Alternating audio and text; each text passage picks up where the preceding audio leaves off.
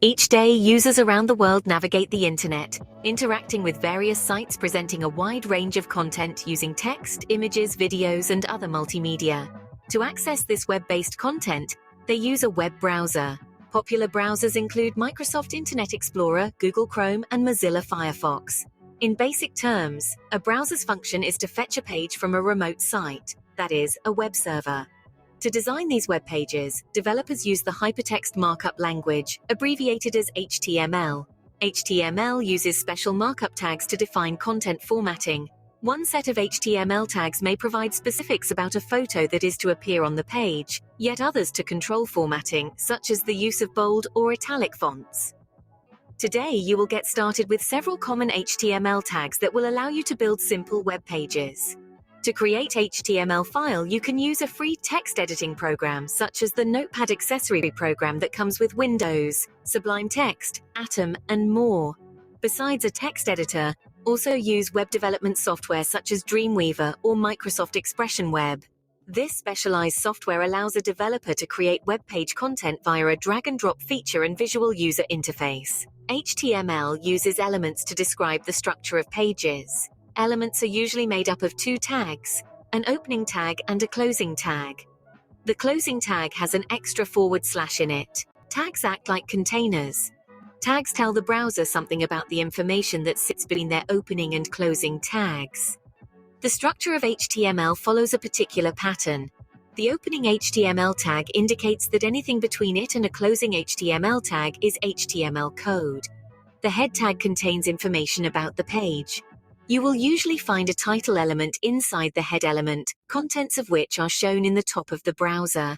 The body tag indicates that anything between it and the closing body tag should be shown inside the main browser window. The closing body tag indicates the end of what should appear in the main browser window. The closing HTML tag indicates that it is the end of the HTML code. Opening tags can carry attributes, which tell us more about the content of that element. Attributes require a name and a value separated by an equals sign. Tag w3schools.com, allowing you to learn and practice HTML. It features Try It code editor, where you can test and experiment with HTML in real time. Headings. HTML has 6 levels of headings. H1 is used for main headings. H2 is used for subheadings. If there are further sections under the subheadings, then the H3 element is used, and so on. Let's look at an example.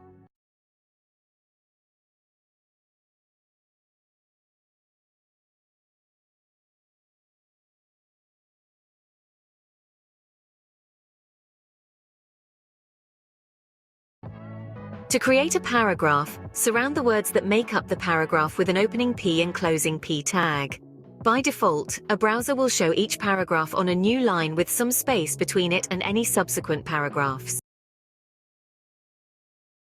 By enclosing words in the tags B and closing B, we can make characters appear bold.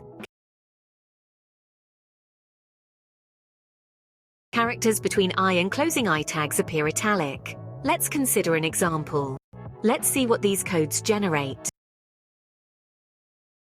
To create a break between themes, such as a change of topic in a book or a new scene in a play, you can add a horizontal rule between sections using the hr/tag.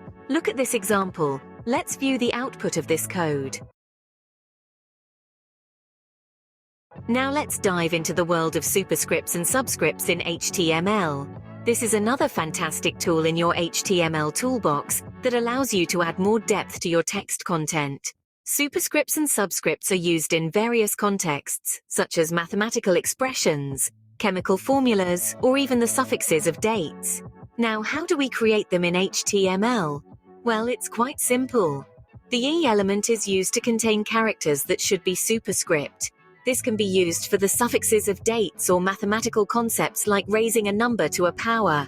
For instance, to denote the square of 2, you'd write it as 2, followed by all, then 2, and finally /sup. When rendered in a browser, it will display as 2 superscript 2. On the other hand, the GALS element is used to contain characters that should be subscript. It is commonly used with footnotes or chemical formulas. For instance, to denote water in HTML, you'd write it as H, followed by then 2, and finally /sub, followed by O.